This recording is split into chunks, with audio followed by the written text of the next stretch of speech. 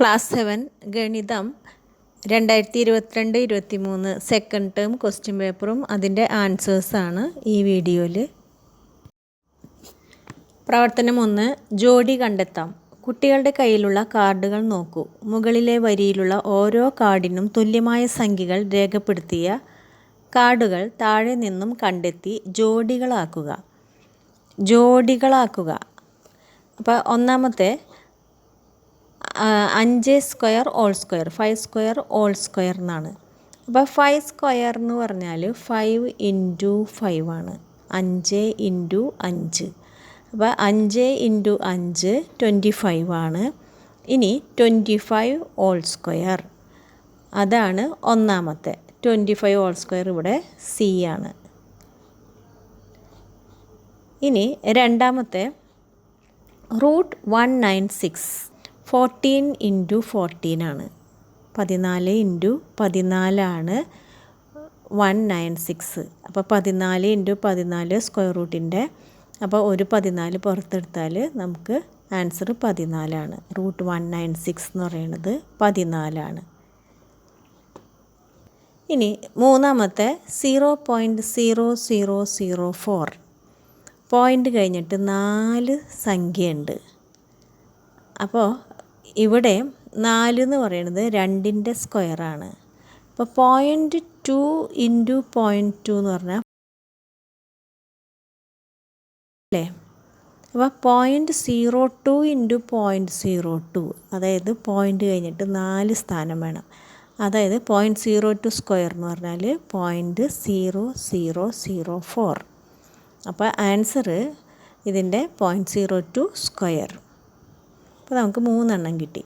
ഇനി അടുത്തത് നാലാമത്തെ ഡി നോക്കി. ഇനി അടുത്തത് 10⁻³ ഓൾ സ്ക്വയർ. 10⁻³ എന്ന് പറഞ്ഞാൽ 10 ഇൻറ്റു 10 ഇൻറ്റു 10, അതായത് 1 കഴിഞ്ഞിട്ട് 3 0 ഇടാം. അപ്പോൾ അതിൻ്റെ സ്ക്വയർ, അപ്പോൾ 1 കഴിഞ്ഞാൽ 6 0. അപ്പോൾ എ ആണ് അതിൻ്റെ ആൻസർ. ഇനി അടുത്തത് 3/2 ഓൾ സ്ക്വയർ. 3/2 ഓൾ സ്ക്വയർ എന്ന് പറഞ്ഞാൽ 3 സ്ക്വയർ ബൈ 2 സ്ക്വയർ ആണ് അല്ലേ. 3 സ്ക്വയർ എന്ന് പറഞ്ഞാൽ 9, 2 സ്ക്വയർ എന്ന് പറഞ്ഞാൽ ഇങ്ങനെ ഓൾ സ്ക്വയർ എന്ന് പറഞ്ഞിട്ടുണ്ടെങ്കിൽ ഈ അംശവും ഛേദവും ന്യൂമറേറ്ററും ഡിനോമിനേറ്ററും സ്ക്വയർ ആക്കണം. അതായത് 3 സ്ക്വയർ ബൈ 2 സ്ക്വയർ എന്നാണ്. 2നും സ്ക്വയർ വേണം. അപ്പോൾ 3 സ്ക്വയർ എന്ന് പറഞ്ഞാൽ 9, 2 സ്ക്വയർ എന്ന് പറഞ്ഞാൽ 4. അപ്പോൾ 9/4 എന്ന് പറഞ്ഞിട്ടുണ്ടെങ്കിൽ 9 ഡിവൈഡഡ് ബൈ 4. അപ്പോൾ 2 ആൻഡ് 1/4. രണ്ടാമത്തെ പ്രവർത്തനം അളക്കാം വരയ്ക്കാം. AB 6 cm, BC 9.5 cm, angle A 100 degree. തന്നിട്ടുള്ള അളവിൽ ത്രികോണം ABC വരയ്ക്കുക. ആദ്യമേ തന്നെ AB 6 സെൻറ്റിമീറ്ററിൽ വരയ്ക്കുക. എയിൽ നിന്നും 100 ഡിഗ്രി പ്രൊട്രാക്ടറിൽ മാർക്ക് ചെയ്ത് 100 ഡിഗ്രി വരയ്ക്കുക. ഗ്രീൻ കളറിൽ AC അങ്ങനെ വരയ്ക്കുക. ബിയിൽ നിന്നും കോമ്പസ് എടുത്ത് 9.5 സെൻറ്റിമീറ്ററിൽ ACനെ കട്ട് ചെയ്യുക. എന്നിട്ട് എല്ലാം കൂടിയും ജോയിൻ ചെയ്തിട്ടുണ്ടെങ്കിൽ നമുക്ക് ABC എന്നുള്ള ഒരു ത്രികോണം കിട്ടും. ആംഗിൾ B 100 ഡിഗ്രി അളന്നെഴുതുക എന്നാണ്. ആംഗിൾ A 100 ഡിഗ്രിയാണ്. ആംഗിൾ ബിയും ആംഗിൾ സിയും കൂടി ആഡ് ചെയ്താൽ നമുക്ക് 80 ഡിഗ്രി കിട്ടണം. ആംഗിൾ ബി എന്ന് പറയുന്നത് 80/2 ഈക്വൽസ് 40 ഡിഗ്രി, 40 ഡിഗ്രി ആയിരിക്കും.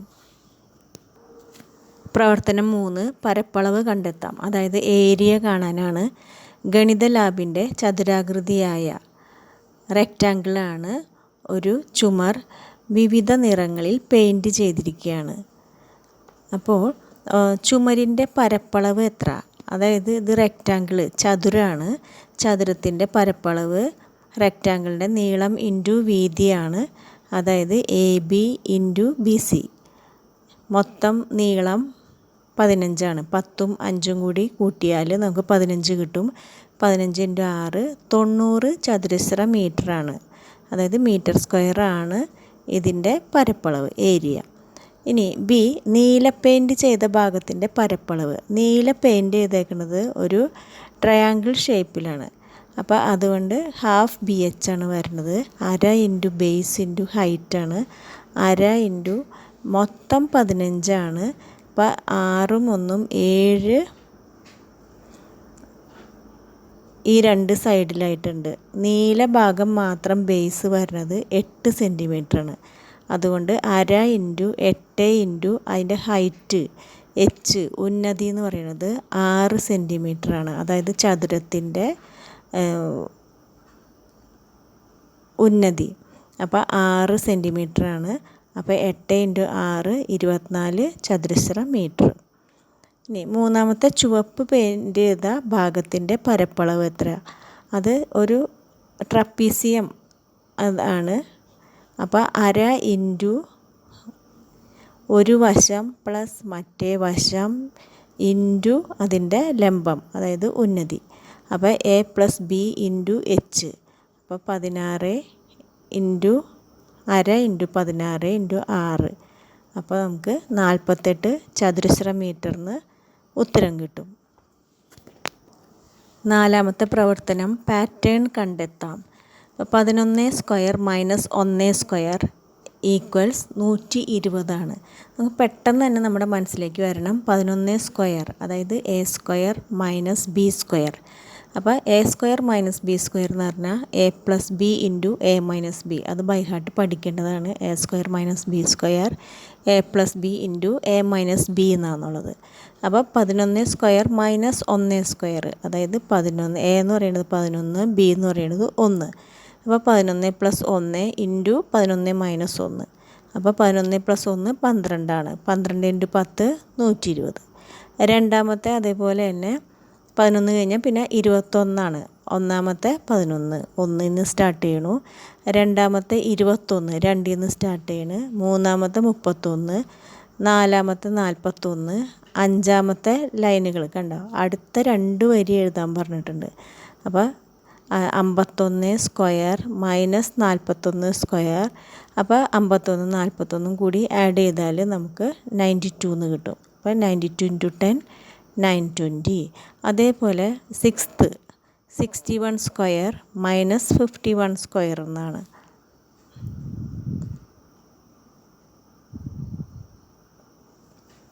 അപ്പോൾ എ പ്ലസ് ബി 61 പ്ലസ് 51 112 ആണ്. ഇൻറ്റു 10 എന്ന് പറയുമ്പോൾ 1120. അപ്പോൾ അടുത്ത 9ാമത്തെ വരി എഴുതാൻ പറഞ്ഞാൽ ഇപ്പോൾ നമ്മൾ നോക്കിക്കഴിഞ്ഞാൽ കാണാം ഒന്നാമത്തേൽ 1 നിന്നാണ് സ്റ്റാർട്ട് ചെയ്യണത്. അപ്പോൾ 9ാമത്തെ വരി എന്ന് പറയുമ്പോൾ 9 നിന്നാണ് സ്റ്റാർട്ട് ചെയ്യണത്. അപ്പോൾ 91 square minus 81 square equals 91 plus A plus B into A minus B. അതായത് 1720 എന്ന് ആൻസർ കിട്ടും. പാറ്റേണിലെ സംഖ്യകളുടെ തുകയും വർഗവ്യത്യാസവും തമ്മിൽ എന്താണ് ബന്ധം? അതായത് 10 മടങ്ങാണ് ഇതിൻ്റെ. ഇനി അടുത്തത് 155 സ്ക്വയർ മൈനസ് 145 സ്ക്വയർ. ഇപ്പോൾ ചെയ്ത പോലെ തന്നെയാണ്. 155 പ്ലസ് 145 300 കിട്ടും ഇൻറ്റു 10 അതായത് 3000.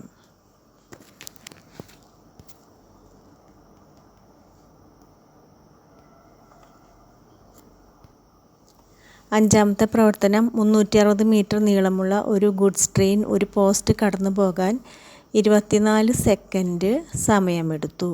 ഒരു സെക്കൻഡിൽ തീവണ്ടി എത്ര മീറ്റർ സഞ്ചരിച്ചു? ശരാശരി വേഗത എന്ന് പറഞ്ഞാൽ ദൂരം ബൈ സമയമാണ്. അപ്പോൾ ദൂരം 360 സമയം 24. അപ്പോൾ വേഗത 360 ബൈ 24 15 മീറ്റർ പെർ സെക്കൻഡ് എന്ന് കിട്ടും. തീവണ്ടി ഒരു മണിക്കൂറിൽ എത്ര കിലോമീറ്റർ സഞ്ചരിക്കും? ഒരു മണിക്കൂറിൽ സഞ്ചരിച്ച ദൂരം 15 ഇൻറ്റു 60 സെക്കൻഡ് ഇൻറ്റു 60 മിനിറ്റ്. അപ്പോൾ 60 ഇൻറ്റു ഒരു മണിക്കൂർ 60 ഇൻറ്റു 60. അപ്പോൾ 54,000 ബൈ 1000 കൊണ്ട് ഡിവൈഡ് ചെയ്തത് കിലോമീറ്റർ ആക്കാൻ വേണ്ടിയിട്ടാണ്. അപ്പോൾ 54 കിലോമീറ്റർ എന്ന് കിട്ടും. അടുത്തത് പ്രവർത്തനം 6 ത്രികോണം വരയ്ക്കാം. A B 8 centimetre, A C 6 centimetre, B C 7 centimetre എന്നീ അളവുകളിൽ ത്രികോണം എ ബി സി വരയ്ക്കുക. അപ്പോൾ ആദ്യം തന്നെ എ ബി വരയ്ക്കുക 8 സെൻറ്റിമീറ്ററിൽ. എയിൽ നിന്ന് കോമ്പസിൽ 6 സെൻറ്റിമീറ്റർ എടുത്തിട്ട് ഒന്ന് മാർക്ക് ചെയ്യുക. ആ ഒരു ആർക്ക് വരയ്ക്കുക. ബിയിൽ നിന്നും 7 സെൻറ്റിമീറ്റർ എടുത്തിട്ട് ആർക്ക് വരച്ച് രണ്ടും കൂടിയും ജോയിൻ ചെയ്യുക. അപ്പോൾ നമുക്ക് ABC കിട്ടും. ഇനി താഴെ കൊടുത്തിരിക്കുന്നവയിൽ ത്രികോണം വരയ്ക്കാൻ കഴിയുന്ന 2 സെറ്റ് അളവുകൾ കണ്ടെത്തുക. അതായത് ഇതിൽ നിന്ന് നമുക്ക് 3 അളവുകളാണ് തന്നിട്ടുണ്ടാവുക. അപ്പോൾ അതിൽ ചെറിയ 2 നമ്പർ എടുത്തിട്ട് അത് രണ്ടും ആഡ് ചെയ്യുക, കൂട്ടുക. രണ്ടും കൂടി കൂട്ടി കഴിയുമ്പോൾ മൂന്നാമത്തെ നമ്പറിനേക്കാളും കൂടുതലാണ് ഈ 2 കുഞ്ഞു നമ്പറുകൾ കൂട്ടിക്കഴിഞ്ഞാൽ കിട്ടണമെന്നുണ്ടെങ്കിൽ നമുക്ക് ത്രികോണം വരയ്ക്കാം. അല്ലെങ്കിൽ തുല്യമാണെങ്കിലോ അത് കുറവാണെങ്കിലോ നമുക്ക് ത്രികോണം വരയ്ക്കാൻ പറ്റില്ല. അപ്പോൾ ഇതിൽ 7, 8, 4. അപ്പോൾ ഇതിൽ ചെറിയ അളവ് 7ഉം 4ഉമാണ്. അപ്പോൾ 7, 4, 11ആണ്. അപ്പോൾ 11 8നേക്കാളും കൂടുതലായ കാരണം കൊണ്ട് നമുക്ക് ഈ 3 അളവ് വെച്ചിട്ട് ത്രികോണം വരയ്ക്കാൻ പറ്റും. ബി എന്ന് പറയുന്നത് 9, 3, 5ആണ്. അപ്പോൾ ചെറിയ 2 അളവ് 5, 3, 8ആണ്. 8 എന്നുള്ളത് 9നേക്കാളും ചെറുതായ കാരണം കൊണ്ട് പറ്റില്ല. പിന്നെ ഉള്ളത് 1ഉം 5ഉമാണ് ഇതിൻ്റെ ഉത്തരം.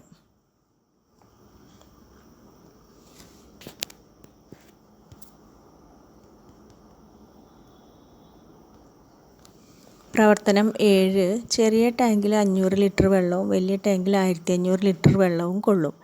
ചെറിയ ടാങ്കിൻ്റെയും വലിയ ടാങ്കിൻ്റെയും ഉള്ളളവുകൾ തമ്മിലുള്ള അംശബന്ധം താഴെ കൊടുത്തിരിക്കുന്നവയിൽ ഏതാണ്? ചെറിയ ടാങ്കിൽ 500, വലിയ ടാങ്കിൽ 1500. 500:1500. അതായത് ഡിവൈഡ് ചെയ്യുമ്പോൾ നമുക്ക് 500/1500 എന്ന് കിട്ടും. അപ്പോൾ രണ്ടും കൂടി വെട്ടി ചെറുതാക്കി 1/3 എന്ന് കിട്ടും. നമ്മൾ അംശബന്ധത്തിലാക്കുമ്പോൾ 1:3. അതേപോലെ രണ്ടാമത്തെ ക്വസ്റ്റ്യൻ, ചെറിയ ടാങ്കിൽ മുഴുവനായും വലിയ ടാങ്കിൽ പകുതിയുമാണ് വെള്ളം. അതായത് വലിയ ടാങ്കിൽ 1500 ഉണ്ടാവും, അതിൻ്റെ പകുതി എന്ന് പറഞ്ഞാൽ 750. ചെറിയ ടാങ്ക് 500. അപ്പോൾ ആദ്യം ഏതാണോ പറഞ്ഞേക്കണത് അതാണ് ആദ്യം എഴുതേണ്ടത്. എന്നിട്ട് നമ്മൾ അംശബന്ധം ഇട്ടിട്ട് റേഷ്യോ ഇട്ടിട്ട് രണ്ടാമത് പറഞ്ഞ അളവിടണം. അപ്പോൾ 500:750 ഇവിടെ വരുന്നത്. അപ്പോൾ 2/3 എന്ന് കിട്ടും. 2:3. ഇനി 1500 ലിറ്റർ വെള്ളം അപ്പുവിൻ്റെയും മുത്തുവിൻ്റെയും വീടുകളിലേക്ക് 3:2 എന്ന അംശബന്ധം. അപ്പോൾ തന്നെ നമുക്ക് മനസ്സിലാക്കണം, മൊത്തം 3:2 എന്ന് പറയുമ്പോൾ മൊത്തം ഉള്ളത് 5 ഭാഗമാണ്. അപ്പോൾ അതിൽ 3/5 ഭാഗം എന്തിൻ്റെ? 1500 ലിറ്ററിൻ്റെ. അപ്പം 3/5 × 1500 അപ്പുവിന് കിട്ടിയത് വെള്ളം, അതായത് 900 ലിറ്റർ കിട്ടും. പിന്നെ മുത്തുവിന് 2 ആണ്, 2/5. 2/5 × 1500 എന്ന് പറയുമ്പോൾ 600 ലിറ്റർ മുത്തുവിനും കിട്ടും.